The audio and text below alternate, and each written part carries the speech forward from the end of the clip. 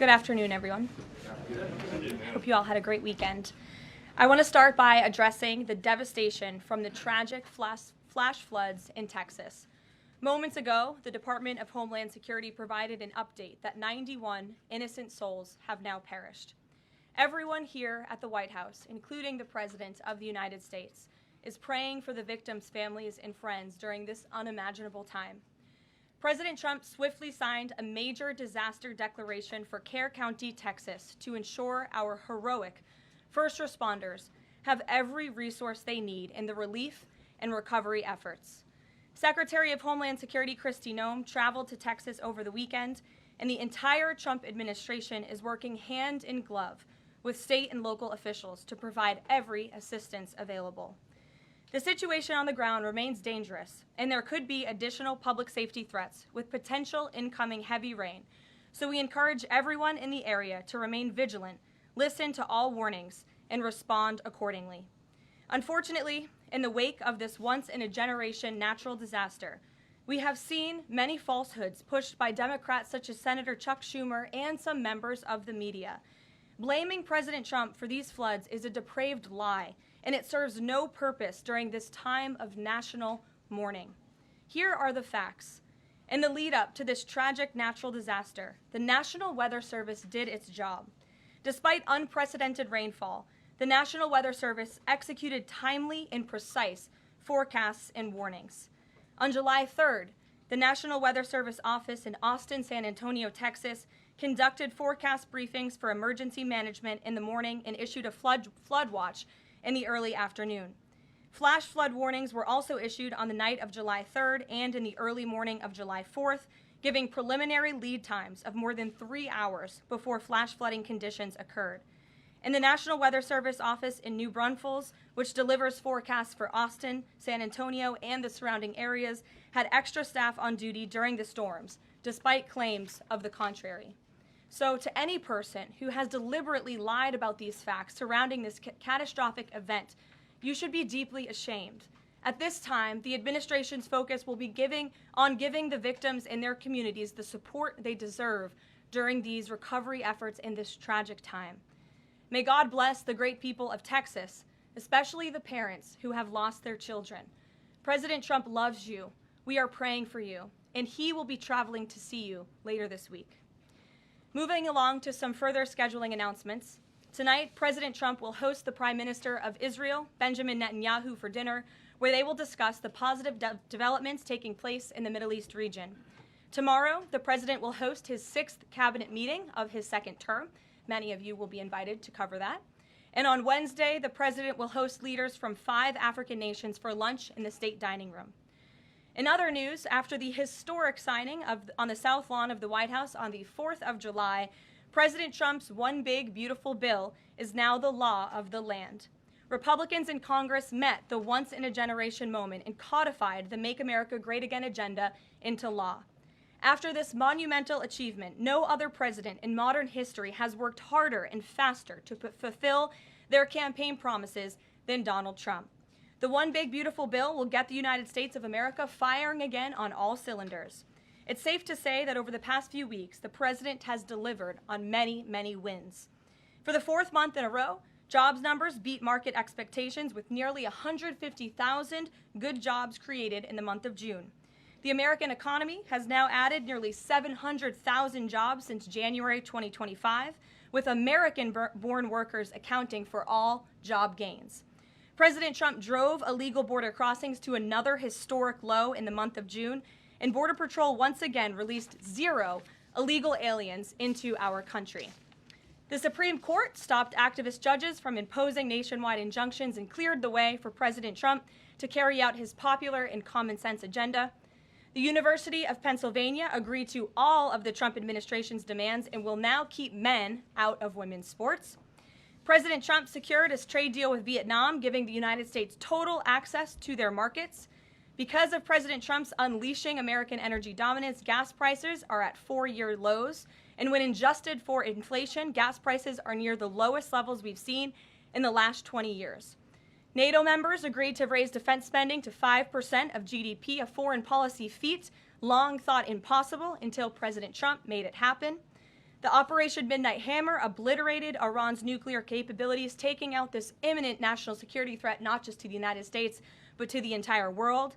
The president secured a ceasefire between Israel and Iran, ending the 12-day war. The president brokered a historic peace agreement between Rwanda and the Democratic Republic of Congo. Pakistan nominated President Trump for the Nobel Peace Prize in recognition of his decisive diplomatic intervention to prevent a nuclear war between India and Pakistan. Blue-collar wage growth has seen its largest increase in nearly 60 years, and President Trump has defeated Joe Biden's inflation crisis with core inflation at the lowest level since March of 2021. And just about all of that has happened in the last 3 weeks, and I know you all know it because you've been very busy here covering it along with us. So with that, I will take your questions today as we kick off another very busy week here at the White House. We'll lead with our new media seat, Brian Glenn, who is, of course, very present in this briefing room. He's put in a lot of hours covering this president, so we're glad you finally have a seat today. Brian, go ahead. It feels great to sit down. Thank you very much. You're welcome. I want to go back to the hurricane. You said that President Trump is scheduled to go to Texas later this week. Can you speculate on what day and what he has plans? Sure. The White House is currently arranging those travel plans. We hope that it will be later this week, likely on Friday, but of course we want to do it at the most appropriate time on the ground for state and local officials. We don't want to interrupt the recovery efforts, but we're planning tentatively for a Friday trip, and when that becomes final, we'll let all of you know, as we always do. And you gave a little bit of reaction earlier, but the National Weather Service, the union, actually publicly stated they had an adequate staff on hand to forecast and predict the storm. You shared your thoughts earlier on how the way the left has really weaponized this to blame the deaths in Texas on Trump. Want to comment on that again? Yeah, I just do think those comments are depraved and despicable, especially when so many Americans are mourning the loss of their children. The National Weather Service, as I said, did its job. Many experts, many meteorologists have said that. Many of you in the media, in all fairness, have said that as well. Unfortunately, not all. And many Democrat elected officials are trying to turn this into a political game, and it is not. This is a national tragedy, and the administration is treating it as such. We know the National Weather Service provided early and consistent warnings. They gave out timely flash flood alerts. There were record-breaking lead times in the lead up to this catastrophe. There is ongoing flood monitoring, and these offices were well staffed. In fact, one of the offices was actually overstaffed. They had more people than they need. So any claim to the contrary is completely false, and it's just sad that people are pushing these lies. Can I just get one more? Sure. Kind of a little bit of breaking news. The Department of Homeland Security is moving to end the TPS status on Honduran and Nicaraguan migrants. Yes. Any plans to adding additional countries that you could be targeting? Just a reaction. Sure. Well, I won't get ahead of the Department of Homeland Security on additional countries, but as you pointed out, they did end temporary protective status for Nicaraguans and Hondurans in this country because TPS, temporary protective status, is temporary by definition. It is not meant to be a permanent path to residency or citizenship here in the United States of America. It was originally granted to Nicaraguans following a natural disaster in 1999. That doesn't sound very temporary to me. And as well as Hondurans in 1999 after the impact of Hurricane Mitch in 1998. And so this administration is doing what it promised to do. And if individuals from these countries want to come here, they have a legal pathway to do it, but temporary protective status was never meant to be permanent. The previous administration abused this status and this parole program, essentially treating it as such, and we're not going to tolerate that any further. Thank you, Brian. Megan. Secretary Bessent said yesterday that countries will boomerang back to the April 2nd tariff level starting August 1st.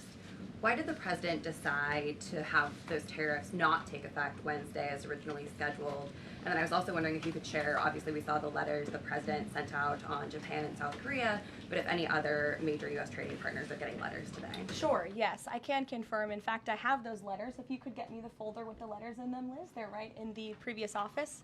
I have the signed letters that went out to both South Korea and Japan today. And there will be approximately 12 other countries that will receive notifications and letters directly from the President of the United States. And weeks ago, I stood at this podium and I told told all of you that the president was going to create tailor-made trade plans for each and every country on this planet. And that's what this administration continues to be focused on. The president will also sign an executive order today delaying the July 9th deadline to August 1st. So the reciprocal tariff rate or these new rates that will be provided in this correspondence to these foreign leaders will be going out the door within the next month, or deals will be made. And those countries continue to negotiate with the United States. We've seen a lot of positive developments in the right direction, but the administration, the president, and his trade team want to cut the best deals for the American people and the American worker. That's what they're focused on. And in the effort of transparency, these letters will continue to be posted to Truth Social, so you can enjoy them yourself. Go ahead. Thanks, Caroline. Just about the visit of Prime Minister Netanyahu today, I was just wondering why that is not open to the press. Previous visits by him, we've had Oval Office press conferences. Does that reflect somehow the kind of sensitivity of this particular visit? No, they're having a private dinner. There's many important matters that are obviously ongoing in the region, as you know. The utmost priority for the president right now in the Middle East is to end the war in Gaza and to return all of the hostages. Also, as you know, there was a ceasefire proposal that Israel supports that was sent to Hamas, and we hope that they will agree to this proposal. We want to see all of the hostages released. That's on the top of the president's mind, so that will be discussed, as well as the many other positive developments we've seen in the Middle East. I want to go back to the trade deals. As you see, we have these beautiful letters that the president has signed. This one is to the President of the Republic of Korea, original signature on that, and these will be mailed. And then here we also have another letter to the Prime Minister of Japan as well. Both countries will be receiving a 25% tariff rate effective on August 1st. Go ahead. Thank you so much. You said it, and the president said it many times, you want to see an end to the war in Gaza. Will he give guarantees during this 60-day period of ceasefire that actually the war will end? Because this is a sticking point with Prime Minister Netanyahu, and I'm wondering if they see eye to eye on this point. And how do you see the next day? What the next day in Gaza will look like? Look, right now the president is focused on today and to get the Hamas to agree to this ceasefire. I don't want to comment on the details of the arrangement out of respect for these negotiations, but an agreeable and appropriate ceasefire proposal has been sent to Hamas. And I can also tell you Special Envoy Witkoff intends to travel to Doha later this week, where he will continue to engage in these discussions. And the Qataris and the Egyptians have been incredibly helpful partners in mediating these negotiations and discussions to bring peace to this region and end this conflict once and for all. Kristen. Two questions. Thank you, Caroline. Sure. The first question is President Trump reconsidering his plan to phase out FEMA, given what officials have said is their critical role on the ground now in Texas? Look, the president wants to ensure American citizens always have what they need during times of need. Whether that assistance comes from states or the federal government, that's a policy discussion that will continue. And the president has always said he wants states to do as much as they can, if not more. And in the case of Texas, the state and local officials are doing a tremendous job. And I know the president, Secretary Noem, and the federal government are very proud to be working with them. And the president has promised to give Texas the assistance that they need during this tragic time. Just one follow-up on cuts overall. Over the weekend, President Trump said that Elon Musk was a train wreck. Are there, given this current viewpoint, are there concerns within the White House or from the president himself over the cuts that happened under Musk while he was advising DOGE, including the National Weather Service? I think I've already addressed that, Kristen, and what I can tell you is that these offices were fully staffed. The San Angelo office was fully staffed with 12 forecast meteorologists. There were no vacancies. The San Antonio office was operating with 11 forecasters. And as Brian said, the union themselves said that there was adequate staffing. So I think those words speak for themselves, and the numbers speak for themselves. This was a once-in-a-century flash flood, a tragic natural disaster, and the administration is doing all that we can on the ground to help these families during this time of need. Jeff. Thanks very much, Caroline. Just following up on Kristen's question, is it still the president's plan to phase FEMA out by the end of this year? I just answered Kristen's question for you. One more, hold on, one more. Sure, I'll give it to you. Go ahead. The follow-up on trade as well. 12 more letters coming, you said. Can you give us a sense of which countries those are? I'll let the president reveal those in very due time. Keep your eyes on Truth Social.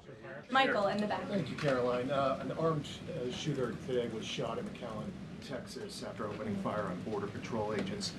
Comes just days after Democratic Congresswoman Pramila Jayapal recently said she gets, quote, inspired when activists obstruct ICE. Does the White House expect Democrats to tone down their rhetoric in light of what we saw today in McAllen, Texas? We certainly call on Democrats to tone down their rhetoric against ICE and Border Patrol agents who, again, are everyday men and women. I would encourage AOC and other Democrats to actually meet with the United States Border Patrol. These are honorable Americans who are just simply trying to do their job to enforce the law. They go home to their families every night just like we all do, and they deserve respect and dignity for trying to enforce our nation's immigration laws and to remove public safety threats from our communities. The White House is aware of the shooting that took place today in Texas, and we are working with the appropriate federal agencies to get to the bottom of what happened. Caroline, the DOJ and FBI have now concluded there was no Jeffrey Epstein client list. What do you tell MAGA supporters who say they want anyone involved in Jeffrey Epstein's alleged crimes to be held accountable? This administration wants anyone who has ever committed a crime to be held accountable, and I would argue this administration has done more to lock up bad guys than certainly the previous administration.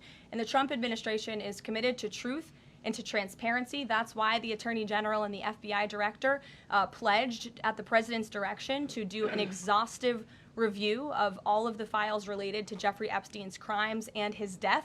And they put out a memo in conclusion of that review. There was material they did not release because, frankly, it was incredibly graphic and it contained child pornography, which is not something that's appropriate for public consumption. But they committed to an exhaustive investigation. That's what they did, and they provided the results of that. That's transparency. Follow up on that, Sure. Caroline. Okay, so the FBI looks at the circumstances surrounding the death of Jeffrey Epstein. According to the report, this systematic review revealed no incriminating client list. So what happened to the Epstein client list that the Attorney General said she had on her desk? Well, I think if you go back and look at what the Attorney General said in that interview, which was on your network on Fox I've News. got the quote. Go ahead. John Roberts said, DOJ may be releasing the list of Jeffrey Epstein's clients. Will that really happen? And she said, it's sitting on my desk right now to review. Yes, she was What? saying the entirety of all of the paperwork, all of the paper in relation to Jeffrey Epstein's crimes. That's what the Attorney General was referring to, and I'll let her speak for that. But again, when it comes to the FBI and the Department of Justice, they are more than committed to ensuring that bad people are put behind bars.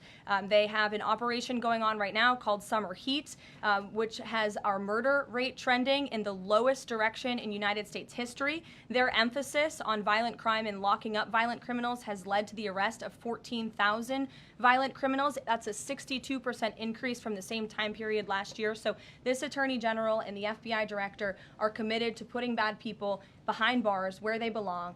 They promised an exhaustive review. That's what they did. For any further details, I would refer you to the Department of Justice. Okay. Thanks, Caroline. With Prime Minister Netanyahu visiting the White House today, yesterday the president said that he was working on a more permanent deal with Iran, but several days ago he didn't think one was necessary. What changed? Well, when you asked me about this, or when you all asked me about this several weeks ago, I said the president thought maybe an Iran deal was not necessary, but of course the president is always interested in peace and diplomacy. That remains true, and the administration continues to be in contact, both directly and indirectly, with the Iranians on a deal. And then on tariffs, you're now delaying the deadline from July 9th to August 1st.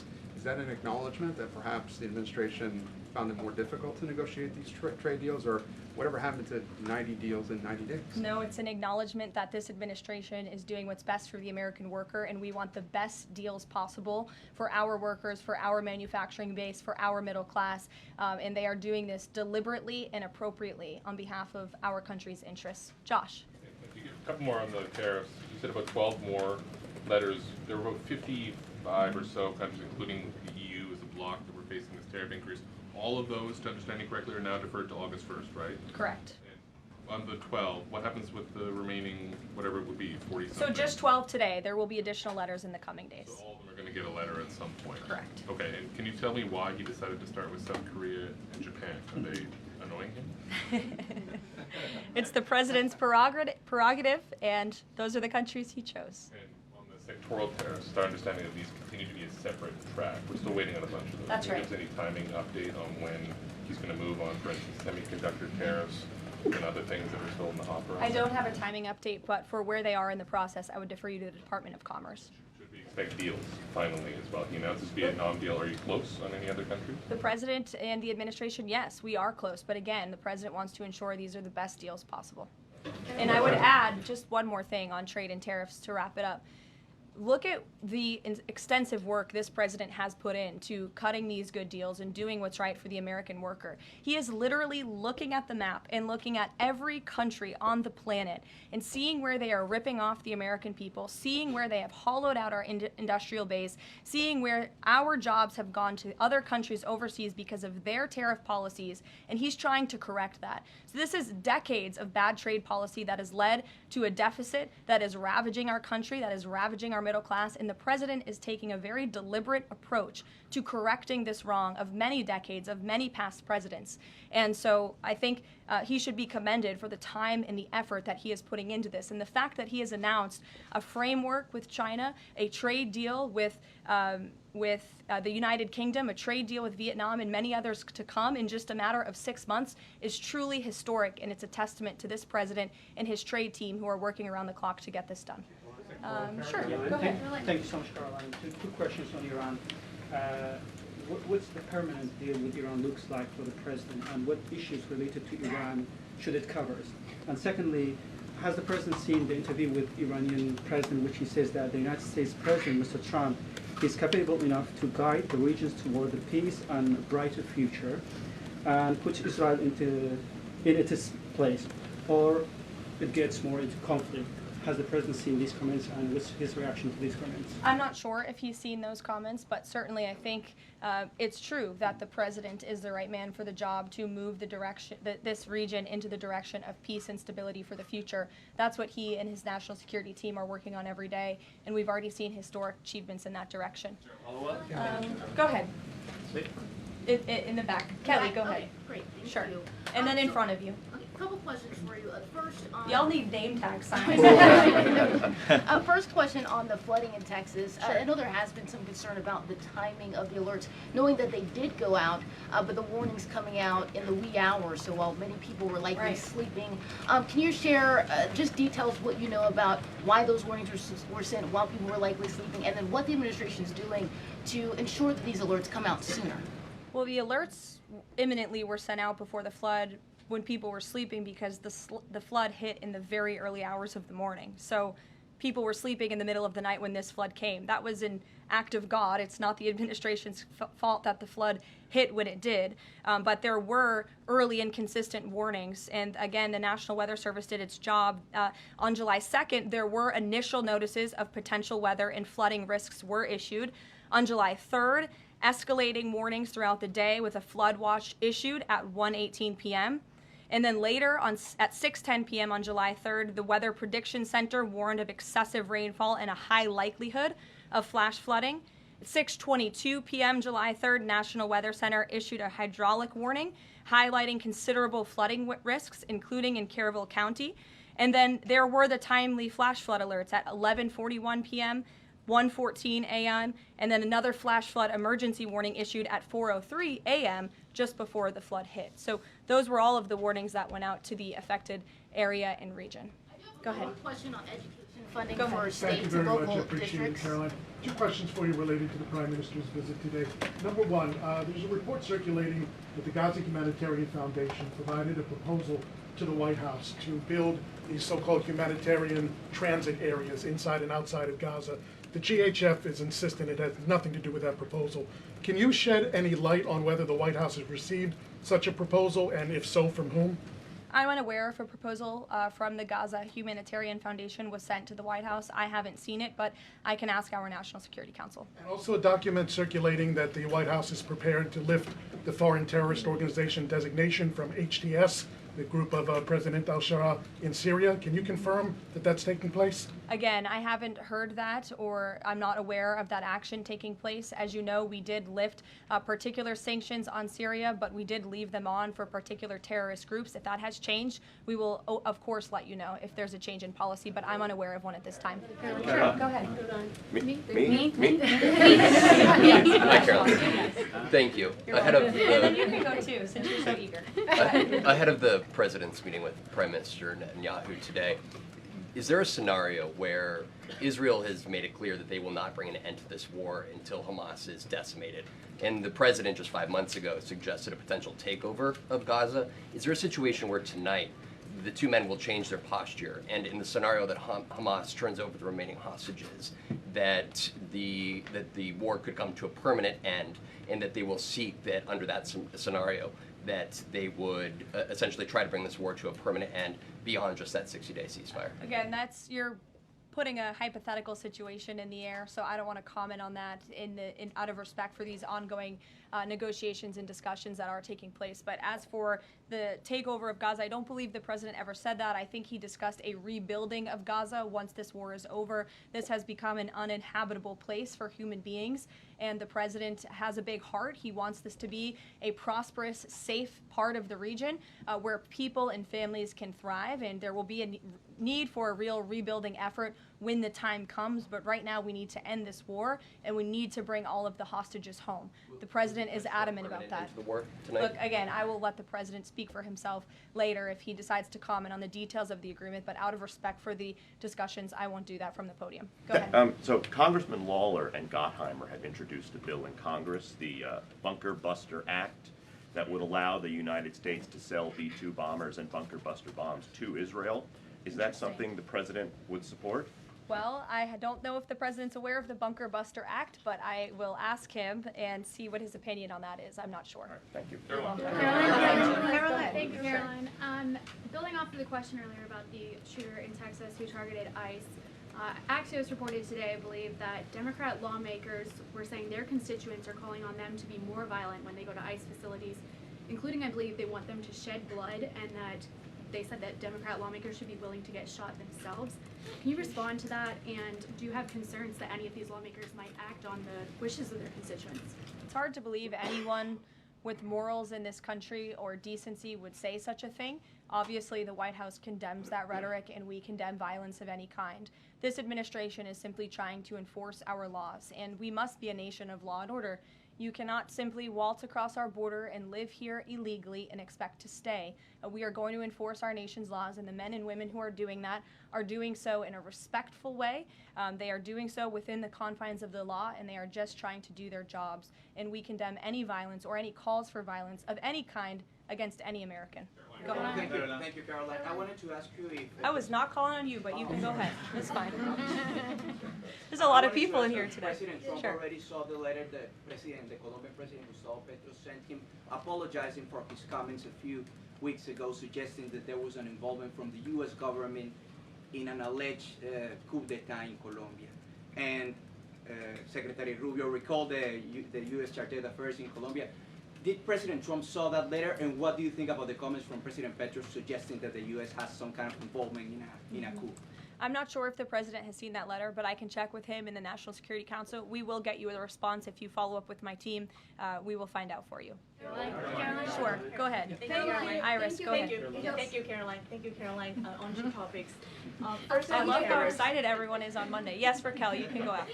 On two topics. First, tariffs. The president announced last night that any countries aligning themselves with the anti-American policies of BRICS That's right. will be charged with an additional 10% tariff. Can you tell us more details on that? What specific policies is the president talking about here? What policies should countries stay away from to avoid being subject to additional tariffs? Sure. Well, the president feels, generally speaking, that BRICS is seeking to undermine the interests of the United States. It's the president's utmost responsibility to put the interests of the United States first. That's how he views his job as president. So he's going to ensure that America is fairly treated on the world stage, and he'll take any action necessary to prevent countries from taking advantage of the United States and our people.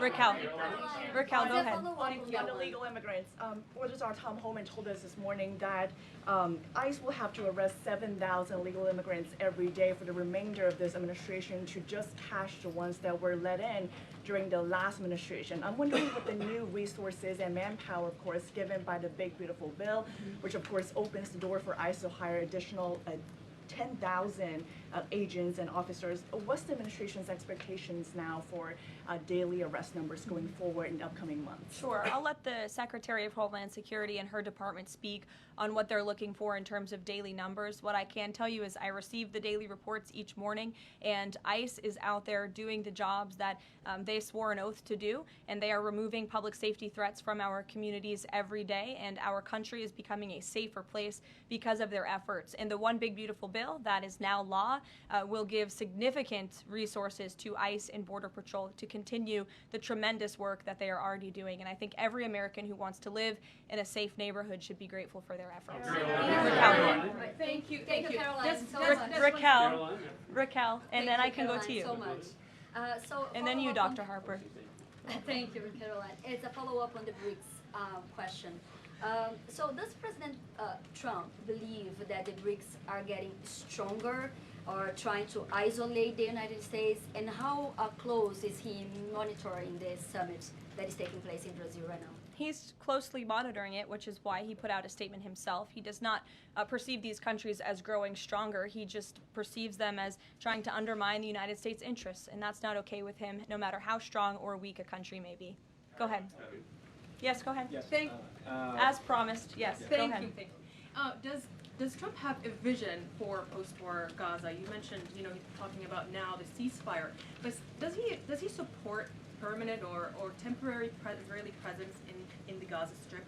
Does he continue to see a continued role for the Gaza Humanitarian Foundation to continue to operate in the Gaza Strip? Well, as you know, because we've talked about it before, the president has directed aid to be moved into the region, and that has been taking place. You've actually seen people in the Gaza Strip yelling out, "Thank you, Trump," for the aid and for the meals that they have received, because the previous administration never did that for some reason. But this president, again, wants to see peace and stability in the region. So as I outlined previously, he views this part of the region as having a real chance at being peaceful and prosperous. But again, we need to end this war. We need to get all the hostages home, and Hamas needs to accept this proposal in order to do that. Dr. Harper, go ahead.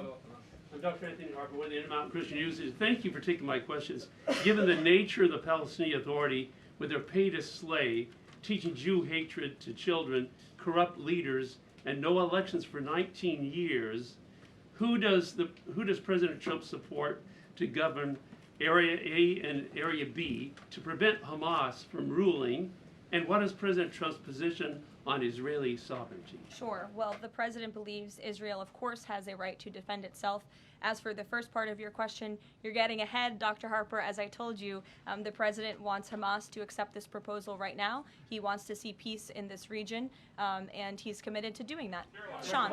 Hey, Caroline, can you just please walk us through the decision to halt the supply of weapons to Ukraine at a time when Russia is really hitting Ukrainian cities and civilians? Was that the president who decided that, or did the Pentagon do it without his approval? No, neither of those things are true. I'm happy to walk you through it. This was a standard review by the Pentagon of all weapons and all aid and all support that the United States is providing all countries and all regions around the world, not just Ukraine.